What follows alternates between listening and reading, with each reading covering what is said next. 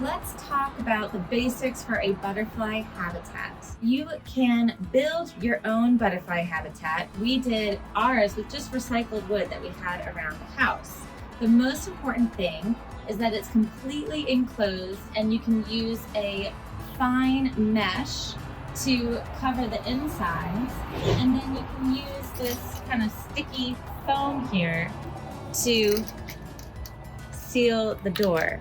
So one of the biggest mistakes I made when I first built this butterfly habitat was I had it out in the rain and I let it get too dirty. And then I realized how affected caterpillars were by disease that can spread with their poop, and the importance of keeping your habitat dry and clean. So now we have the habitat inside our porch, and we've actually secured it to the structure of our porch so this thing cannot fall down in the biggest storm. And we have a piece of vinyl plastic here at the bottom that is easy to clean. I can remove this and wash it down. I also have a handheld vacuum that will allow me to easily clean up caterpillar frass.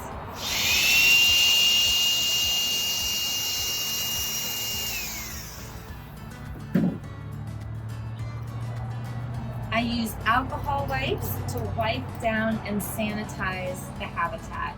Keeping this space clean is essential for raising healthy monarchs. That brings me to the next important step in keeping a clean habitat. I used to put plants in here, and sometimes I still do, but it's really easy to spread disease with plants. You can mulch the base of your plants that will help spread disease, but what I use are these little floral tubes that come with this handy dandy little case. I can sanitize all of these easily, and I do after a couple of uses.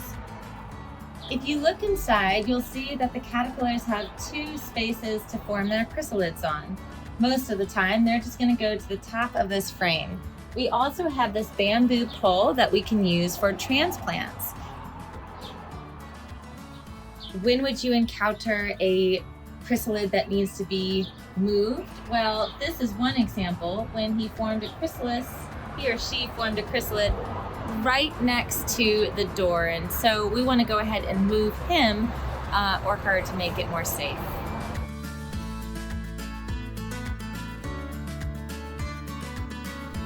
I am going to use a piece of floss to move my chrysalid. When I do this, I am using all of my concentration and focus. I have dropped a cocoon before. It felt terrible. And so now I'm really making sure that I am paying attention. So I pull on the floss and I pull his silk. And now I'm going to tie him right here. I recommend using a longer piece of floss. It's just much easier to actually tie this, and then you can always trim it after.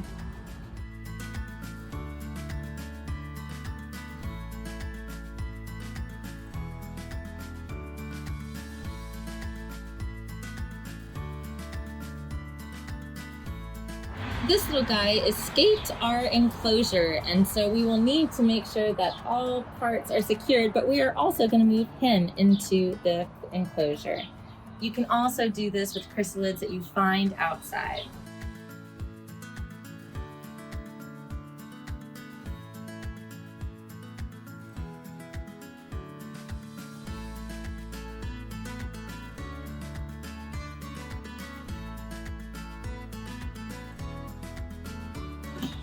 Now we're going to take a look at our monarch egg nursery.